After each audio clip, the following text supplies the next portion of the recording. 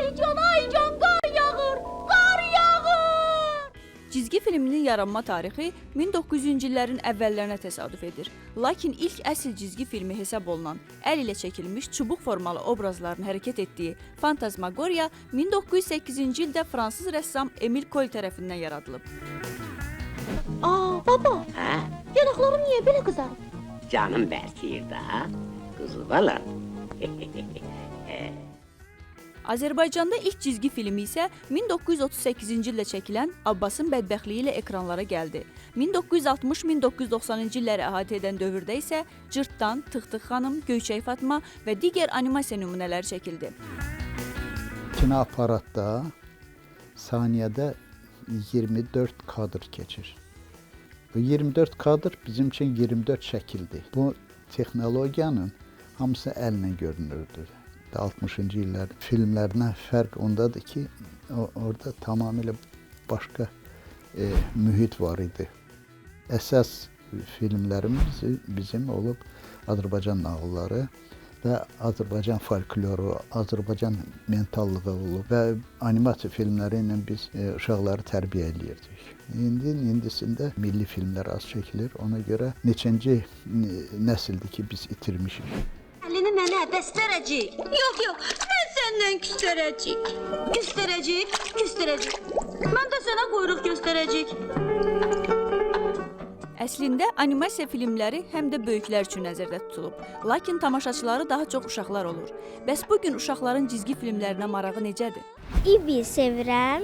İbi çox yaxşı qəbildir də.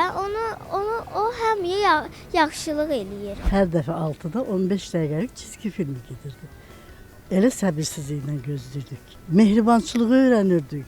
Heyvanlarla münasibəti öyrənirdik. Hər bir şey oradan öyrənirdik. Biz indikindən mən bir şey anlaya bilmirəm. Əvvəlkilərdə nəsə belə mənəvi nəsə bir iş göstərirdilər. Bugün Azərbaycan animasiyası müasir texnologiya ilə hazırlanmış yeni layihələrlə davam edir. Müasir animasiya artıq təkcə əyləncə vasitəsi deyil. Bu janr bugün hansı dəyərlər aşılayır? Müxtəlif janrlar var.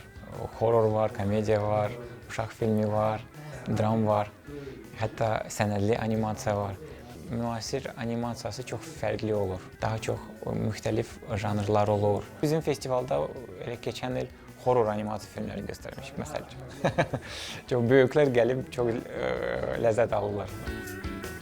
Yervay animasiya filmi, Yulaf filmi, Narqız filmi Qarabağ mövzusunda animasiya filmidir. Qarabağa qayıdışdır. Biz uşaqlara aşılamaq istəyirdik ki, min təhlükəsi var bu azad olunan ərazilərdə ki, ehtiyatlı olsunlar.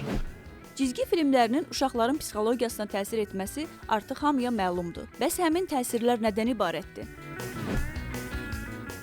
Cizgi filmləri uşağın emosional tənzimlənməsinə, qorxu və təhlükə anlayışına, özünü və başqalarını dərk etməsinə təsir göstərir. Məsələn, daim sürətli, səs-küylü və aqressiv süjetlərə baxan uşaq real həyatda da daha gərgin və diqqətsiz ola bilir.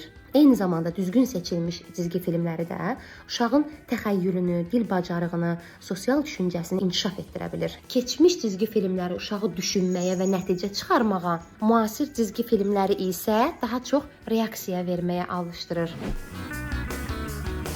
Müasir cizgi filmlərinin uşaqlara daha sağlam örnək olması üçün ilk addım doğru seçimdir. Valideynlər uşaqların izlədiyi animasiyaların məzmununa diqqət etməli, zorakılıq və aqressiya yüklü səhnələri az olan, müsbət mesaj verən filmlərə üstünlük verməlidirlər.